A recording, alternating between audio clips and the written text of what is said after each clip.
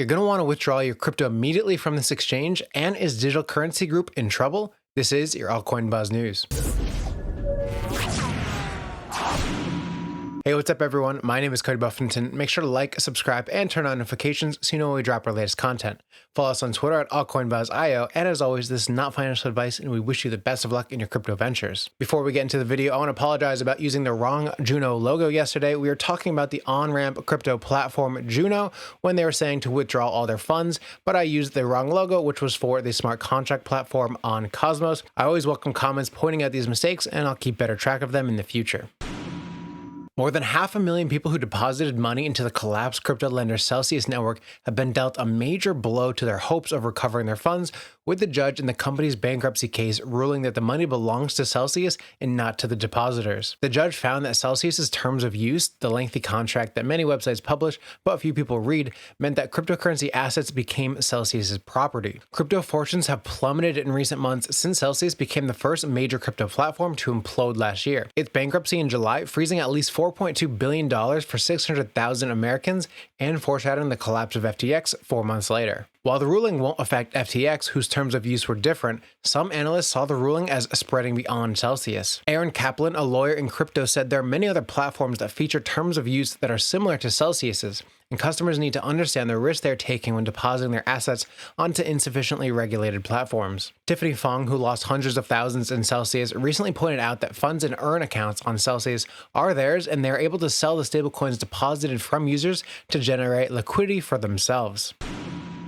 New York State Attorney General has sued Alex Mashinsky, the former CEO of Celcius Network, for defrauding hundreds of thousands of investors by making false statements between 2018 and 2022 about the condition of the company to encourage money to keep coming in. Attorney General Letitia James said the state intends to ban Mashinsky from doing business there, in addition to seeking damages and restitution for harmed investors. James said, as the former CEO of Celcius, Alex Mashinsky promised to lead investors to financial freedom, but led them down a path of financial ruin. The lawsuit accuses the ex-CEO of making false claims about the number of Celcius users, its strategies to recruit investors, and the nature of what it was investing in, claiming its money went to safe, low-risk investments with reliable businesses. The suit also accused him of incorrectly asserting that Celcius had been safer than a bank, though it operated without the typical regulatory safeguards that go with banking in the US. Celcius froze customer withdrawals in June, citing extreme market conditions, before filing for bankruptcy in July. Mashinsky, who resigned as CEO in September, reportedly withdrew $10 million from Celcius weeks before the company halted withdrawals. Check out our article on our website about safe Bitcoin self-custody, which I'll put in the recommended reading down below.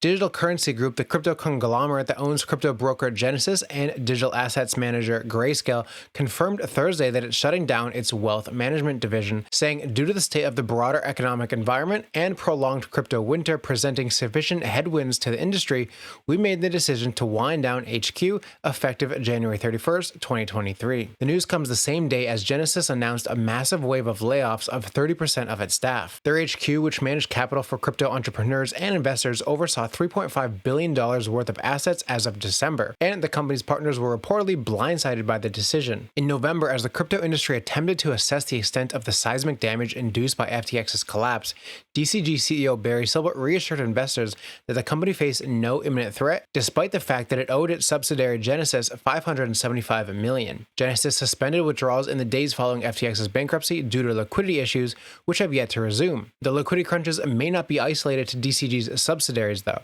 A creditor committee investigating the Genesis financial troubles said DCG may be facing its own liquidity issues. On Monday, Cameron and Tyler Winklevoss, founders of crypto exchange Gemini, wrote an open letter to Barry Silbert accusing DCG and Genesis of employing bad faith stall tactics to avoid repaying their debts. Gemini users are reportedly owed $900 million, and the letter claimed that DCG owes Gemini a whopping $1.675 billion, substantially more than previously disclosed by Barry. Barry responded by saying that the figure was inaccurate, maintaining that DCG is in perfectly good financial condition, but yesterday's events may call that claim into further question. In addition to HQ, Genesis, and Grayscale, DCG owns crypto news site CoinDesk, Bitcoin mining advisory firm Foundry, crypto exchange Luno, and end-to-end crypto trading platform TradeBlock.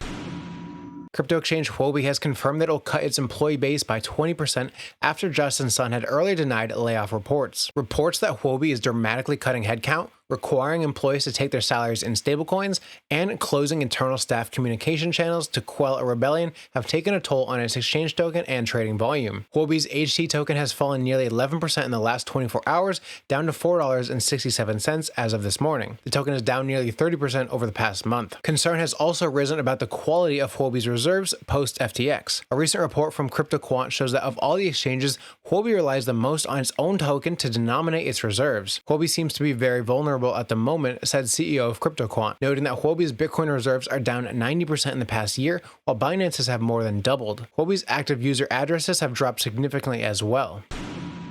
Tron's TRX fell nearly 8% in the past 24 hours. The price is just above the support level of 5 cents, and if it drops below, the token could slip to as low as 3 cents. The Tron-based stablecoin USDD fell 3 cents, effectively losing its peg to the US dollar. Meanwhile, security firm PeckShield noted on Twitter that crypto wallet addresses linked to Justin Sun moved over $50 million to crypto exchange Binance. The fund movements came amid speculation among Twitter users about the overall health of Huobi and the safety of customer funds. Data from blockchain analytics Nansen showed Huobi had seen over $60 million in fund outflows over the past 24 hours. Mike Alfred on Twitter said Huobi's shadow owner is Justin Sun. Justin Sun is perhaps the most erratic billionaire in crypto, and Justin has been sending billions of dollars of stablecoins around the space, including in and out of Binance. Something huge is afoot. Withdrawal altcoins from unregulated exchanges.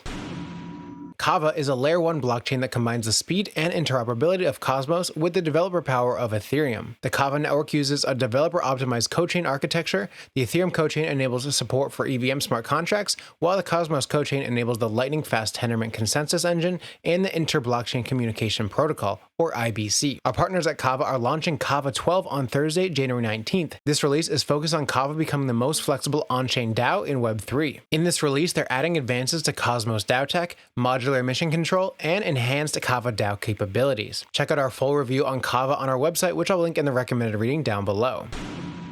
Cardano whale addresses holding 1 to 100 million ADA have embarked on a massive accumulation rally, adding 217 million ADA tokens to their bags since January 1st. Data from the sentiment chart reveals that these addresses now hold 57.2% of ADA's circulating supply, which translates to 19.7 billion tokens. Due to the increased accumulation trend, active addresses on the Cardano network have risen to 60,000. Despite the crypto winter last year in 2022, the Cardano development team has been working on a few developments for the blockchain network. After the successful launch of the Vassal hard fork last year around September, the Cardano team is now taking the next step towards improving the platform scalability. The most awaited development this year is Cardano's Layer 2 scalability solution, Hydra, which will improve transaction speed with low latency and high throughput without compromising on the low gas fee. As Cardano sees a rise in DeFi protocols on the platform, Hydra will be a crucial development. Harmony One is a Layer 1 smart contract-enabled blockchain. It boasts low gas fees for its chain and quick transaction finality time of 2 seconds. Our partners at Harmony just put out their development priorities for Q1, which include cross-shard transactions, which is a way to improve scalability, light clients, which lets users interact with the network without needing to run a full node, and leader rotations, which is a system for regularly rotating the leaders of each shard for the most decentralization and security. Check out our full review on Harmony One on our website, which I'll link in the recommended reading as well. Avalanche has just partnered with Shopify to enable millions of Shopify merchants to create eco-friendly digital collectibles for the masses. Thanks to Venly, Shopify merchants can mint and list NFTs through their existing storefront. Venly claims that buyers won't need to handle cryptocurrencies or have an existing Avalanche wallet in order to buy an NFT. Instead, customers can pay using fiat currencies like a credit card and then receive a link to a freshly made Avalanche wallet that contains the newly created NFT, which they can then move elsewhere if they choose. According to Venly, Shopify owners can also earn royalties on secondary NFT transactions through the Venly market. That's it for your Altcoin Buzz news update. I'm your host, Cody Buffington. Thanks for watching.